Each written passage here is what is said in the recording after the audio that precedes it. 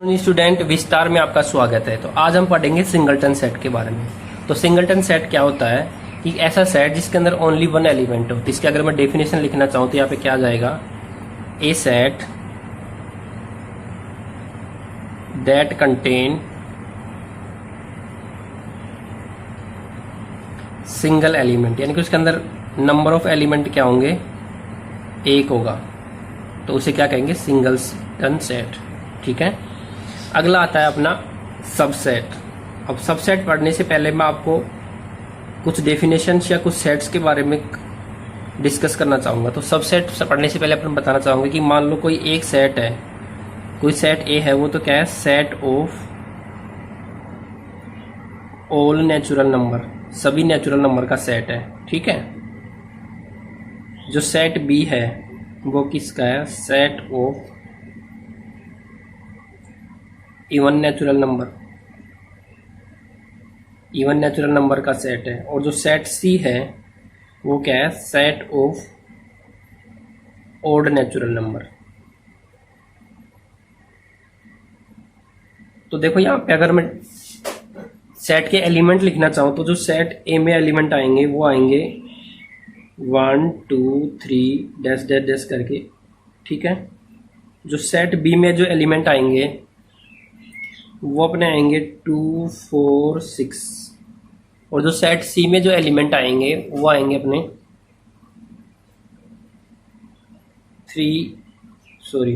1 से स्टार्ट होगा ना, 1 3 5 डैश डैश करके। ठीक है। इतना समझ में आ गया।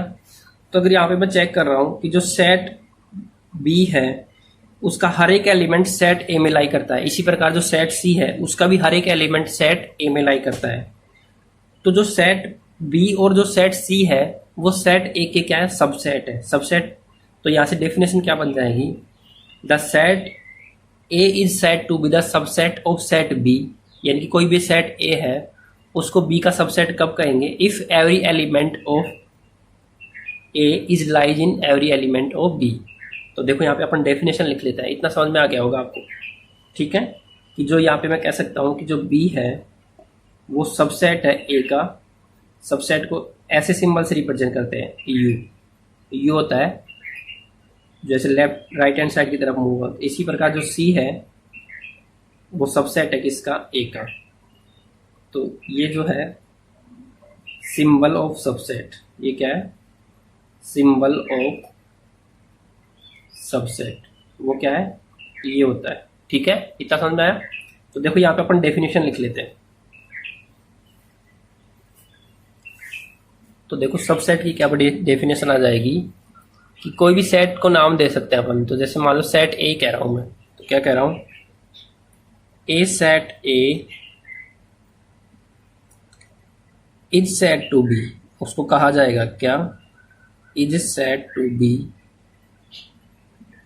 सबसेट ऑफ ए, क्या, सबसेट्स ऑफ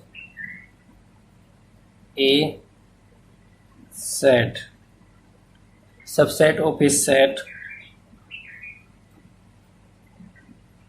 बी। बी का सबसेट होगा,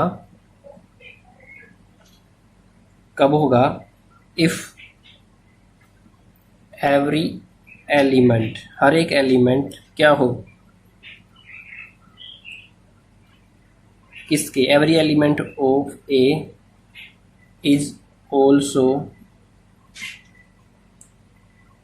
एन एलिमेंट ऑफ बी। समझ में आया। यानी कि ए का हर एक एलिमेंट को किसका भी एलिमेंट होना चाहिए, एलिमेंट ऑफ बी। इतना समझ में आ गया। तो इसका सिंबल क्या होता है, सिंबल ऑफ सबसेट। यहाँ पे अपन मैंने पहले ही बताया था,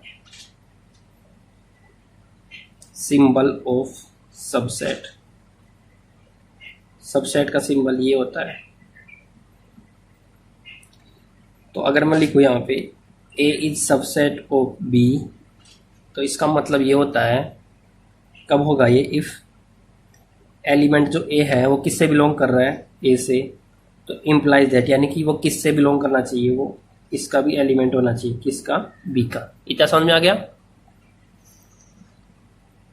अब अब यहाँ पे अपन पढ़ेंगे कि और अगर किसी एलिमेंट का कोई सेट दूसरे सेट का अगर सबसेट नहीं है तो उसको कैसे रिप्रेजेंट करेंगे अपन, उसको ऐसे रिप्रेजेंट करेंगे A is not a subset of B.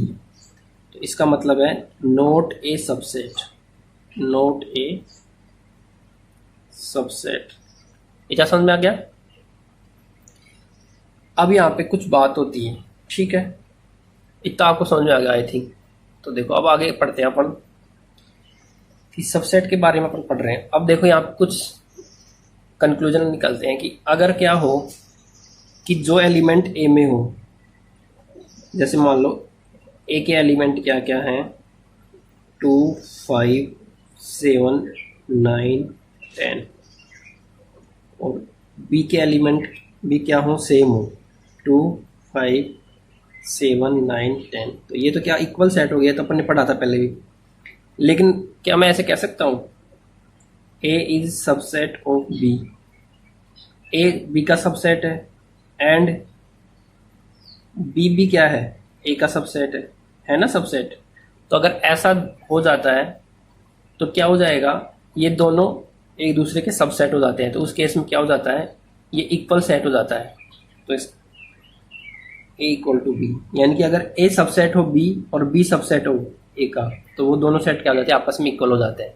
इतना समझ में आ गया। अब अपन पढ़ते हैं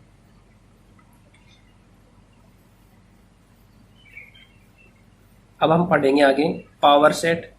या पावर सेट पढ़ने से पहले अपन थोड़ा सा पढ़ लेते हैं कि कोई भी सेट होता है नेचुरल नंबर्स के अंदर या नंबर्स के अंदर एक दूसरे के सबसेट कौन कौन से होंगे, ठीक है।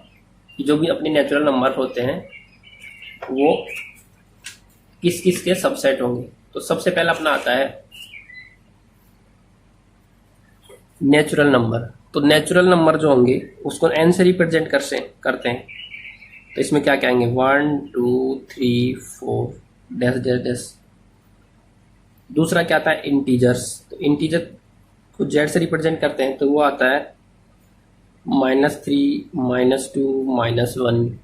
दिखाई दे रहा है ना इतना,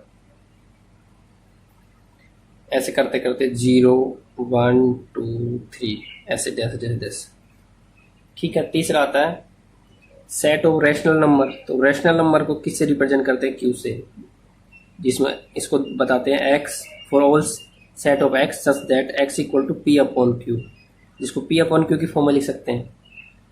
p और q किससे बिलोंग करनी चाहिए, इंटीजर से, इंटीजर होनी चाहिए। एंड क्या होना चाहिए, q is not equal to 0, तभी वो क्या बनेगा इंटीजर्स। तो ये समझ में आ गया इतना। तो अगर मैं यहाँ से बताना चाहूँ तो जो नेचुरल नंबर है वो सबसेट है किसका, नेचुरल नंबर सबसेट है इंटीजर्स का। इंटीजर्स जो सबसेट है वो किसका है, रेशनल नंबर का, ठीक है। इतना समझ में आ गया। अब जो रेशनल नंबर है वो सबसेट है रियल नंबर के। आर मतलब रियल नंबर, ठीक है। आर का मतलब क्या है, रियल नंबर। रियल नंबर में सारे नंबर आ जाते हैं, ऑल नंबर। और जो टी है, टी को क्या कहते हैं, इरेशनल नंबर। तो टी क्या है, वो सबसेट है किसका, रियल नंबर का। और N is not a subset of irrational number. Irrational number का सबसेट नहीं है। इतना समझ में आ गया। अब यहाँ पे मैं आपको बताना चाहूंगा कि जो कोई भी सेट होता है वो खुद का क्या होता है, सबसेट होता है। क्या हो गया, कोई भी सेट।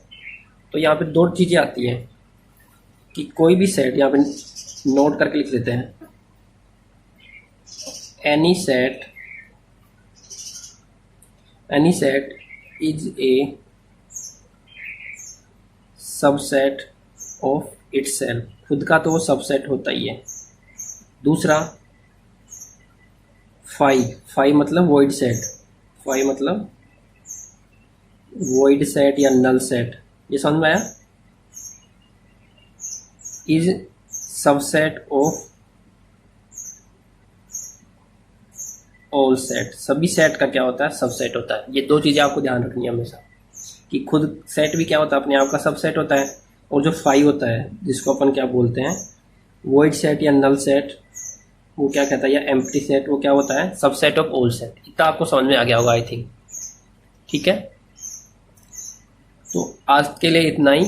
अगर वीडियो पसंद आए तो इसे शेयर करें, चैनल को सब्सक्राइब करें। ठीक है, थैंक यू।